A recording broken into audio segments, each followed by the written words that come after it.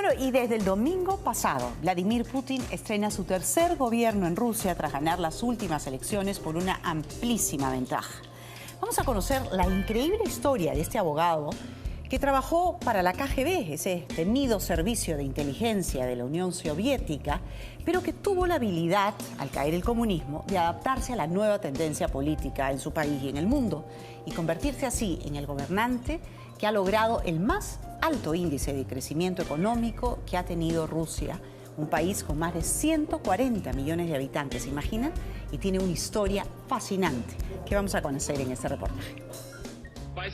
Gracias a todos los que han dicho sí a Gran Rusia. Con estas palabras, Vladimir Putin agradecía a los más de 45 millones de rusos que votaron por él en las recientes elecciones de su país. Y es que su victoria fue abrumadora. 63% de la población rusa lo regresó de nuevo al sillón presidencial. Y aunque al parecer su partido no tiene mayoría en el Congreso, Putin no se amilana y piensa retornar al poder con la mano dura que lo ha caracterizado durante los 9 años en que fue presidente y 4 de primer ministro. Putin puede considerarse el líder que necesita Rusia. Rusia no tiene, como le había dicho, una costumbre de la democracia y por lo tanto Rusia necesita hombres muy fuertes y muy duros para que la dirijan. Putin demostró esta mano dura desde la primera vez que asumió el poder. Su antecesor, Boris Yeltsin, fue un presidente muy criticado, pues dejó a Rusia en 1999 en una de las peores crisis sociales y económicas de su historia. Además, tenía fama de alcohólico. Claramente no estaba bien. Estaba pálido, siempre bajo la influencia del alcohol. Estaba claro que ya no estaba a cargo.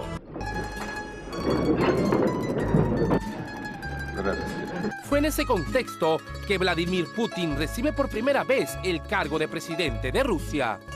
El gobierno que recibe Putin de Boris Yeltsin es una Rusia quebrada, una Rusia desmoralizada. Putin le insufla vida, le insufla fuerza. Pero, ¿de dónde había salido Vladimir Putin a la escena política de su país? Proveniente de una familia humilde, su padre fue un obrero y su madre una mujer que había perdido 2 bebés antes del nacimiento de Vladimir. Sus padres lo llevaron a esta casa en el 5º piso, departamento 12, y lo pusieron en una cesta, ya que aún no le habían comprado una cuna. Pero a pesar de la estrechez económica, Putin recuerda su infancia como una etapa tranquila y feliz, que le dio el soporte emocional para lograr lo que ha alcanzado en la vida. Mis padres me querían, y mucho. Podía sentir su amor todo el tiempo. Y ese sentimiento fue quizá lo que más me ayudó a formar carácter.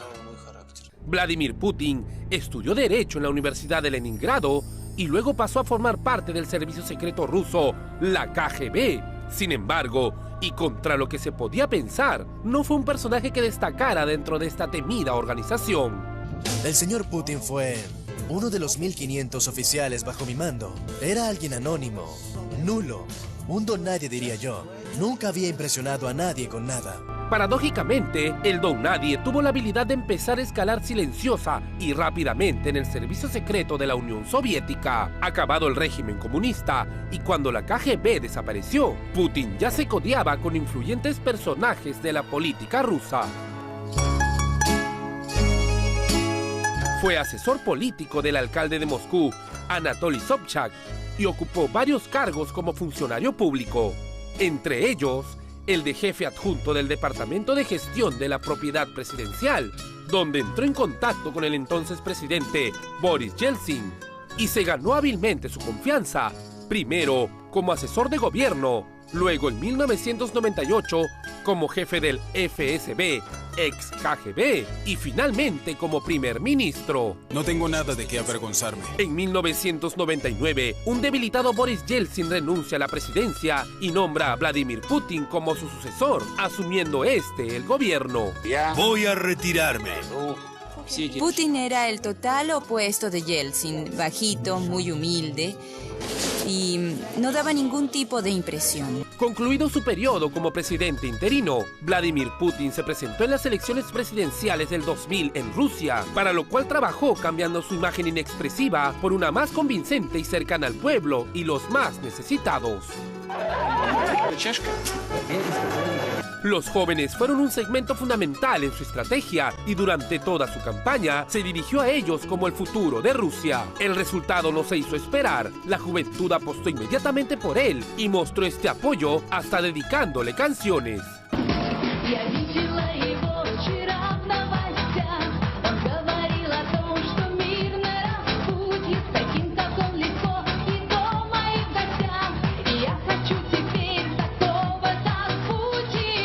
Con más del 70% de los votos a su favor, Putin ganaría las elecciones del 2000 y se dedicó en cuerpo y alma a cambiar la situación social y económica de su país. Logró un alto índice de crecimiento económico, 72% en el PBI, y además bajó la pobreza en un 50%. Su popularidad creció también por su incansable lucha contra los terroristas chechenos, grupo separatista que en 1999 había cometido varios atentados en Rusia intentando independizarse. Tenemos un enemigo común, el terrorismo internacional. En el 2004 Putin fue reelecto y empezó su segundo mandato, pero esta vez muy criticado por supuestos actos de corrupción ocurridos en su gobierno. Putin comenzaba así a mostrar ese carácter desafiante, un líder que no aceptaba oposición. Los periodistas que hacían denuncias sobre el proceso de corrupción, que es Vox Populi en Rusia, desaparecieron. Uno de esos periodistas que desapareció fue Anna Politkovskaya, autora del libro La Rusia de Putin, que confesó haber recibido amenazas de muerte y al final fue encontrada muerta en el ascensor de su departamento de Moscú en el 2006. Otra historia oscura en la trayectoria de Putin es el caso del ex espía ruso Alexander Litvinenko, que fue envenenado presuntamente por sus críticas al gobierno. Podrás haber tenido éxito matando a un hombre, pero las protestas del mundo entero reverberarán, señor Putin, en sus oídos por el resto de su vida. A raíz de estos hechos, Putin fue muy cuestionado y no faltó quien lo acusara de estos crímenes. Al fin y al cabo, estas prácticas eran el pan de cada día en la KGB, de la cual Putin fue parte durante la Unión Soviética. ¿Trabajaba para la KGB? Dios, ¿qué será de Rusia?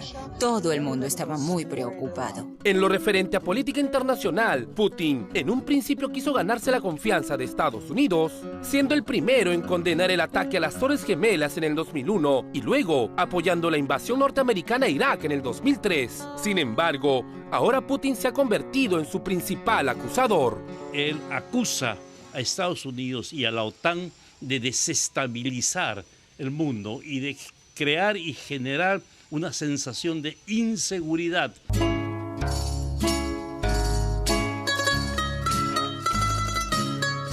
A pesar de todo, y a que muchos lo han acusado de hacer fraude electoral, lo cierto es que todavía existe un gran sector de la población que lo quiere, que ven en él a un líder nato capaz de llevar a Rusia, el país más grande del mundo, con más de 140 millones de habitantes, a ser la potencia más grande del planeta. Yo tengo la impresión que hay una gran obra de Putin, haberle devuelto al pueblo ruso ese sentido de dignidad que había perdido. Creo que esa es la gran tarea de Putin.